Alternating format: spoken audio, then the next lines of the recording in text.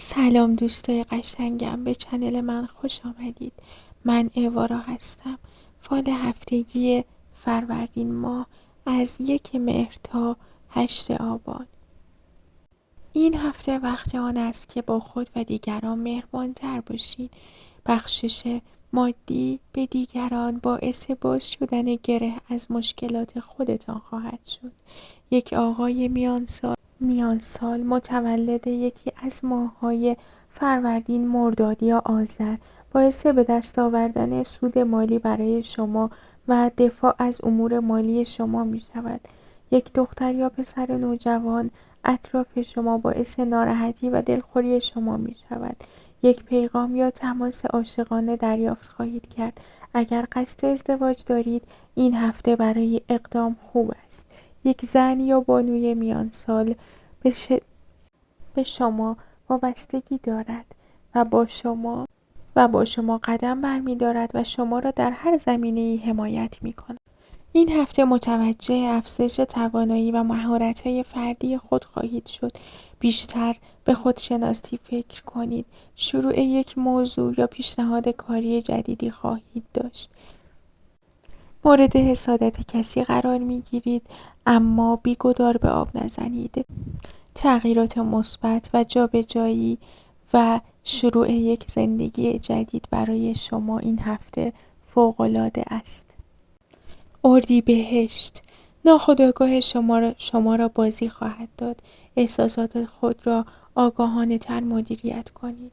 یک دختر یا پسر نوجوان متولد یکی از ماه‌های تیر، آبان یا اسفند باعث خوشحالی شما خواهد شد. اختلاف نظر در خانواده و مشاجره خواهید داشت. با یک حرفه جدید به یک عرصه جدید پا خواهید گذاشت و این برای شما عالی خواهد بود. این هفته تسلیم سرنوشت شوید، چرا که کائنات به نفع شما تصمیم خواهد گرفت. به جای اینکه با مشکلات خود بجنگید، با مشکلات خود روبرو و به راه حل آنها فکر کنید. ثروت و موقعیت اجتماعی خوبی خواهید داشت. بی‌دلیل نگران نباشید و از شما می‌خواهم که از این حالت ناراحتی و ناامیدی خارج شوید. شما یک سفر داخلی خواهید داشت، دیدار و دریافت هدیه از یک دوست قدیمی که شما را بسیار خرسند خواهد کرد. این هفته برای معاملات بزرگ ملکی، خرید ماشین فوق‌العاده عالی است. اجازه ندهید نیروهای شر و منفی شما را اغوا و فریب دهد. اگر کسی از زندگی شما رفت یا برود، این هفته دچار ناراحتی عشقی خواهید شد، ولی این به نفع شما خواهد بود. کائنات پشت شما هست. شما به هدف خود نزدیک و نزدیکتر می شوید. ایستادگی بیشتری در مقابل دشمنان داشته باشید. خرداد، با یک مشکلی دست و پنجه نرم می کنید که به زودی آن را پشت سر می گذارید. این هفته باید بیشتر مراقب سلامت جسم خود باشید. سر به هوا بودن را کنار بگذارید و صبر را تمرین کنید. درآمد و کارهای شخصی خود را به طور پنهانی مدیریت کنید و به صورت پنهانی رفت آمدهای خود را ادامه دهید. معجزه مادی و مالی برای شما وجود دارد. شما دچار حمله های دشمن خواهید شد و خطر پنهانی شما را تهدید خواهد کرد، ولی نگران نباشید. شما می توانید با خردی که دارید با آنها مقابله و آنها را شکست دهید.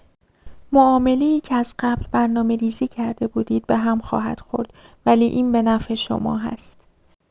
احتمال طلسم شدن و انرژی منفی و سردردهای مکرر برای شما وجود دارد.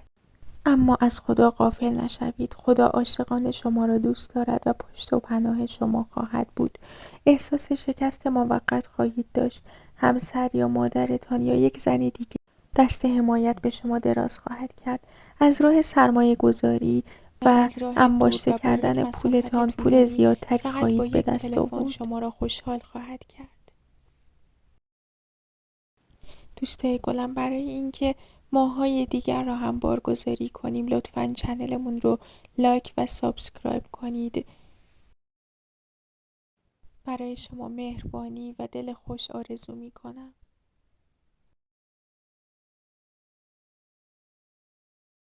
در پناه حق باشید.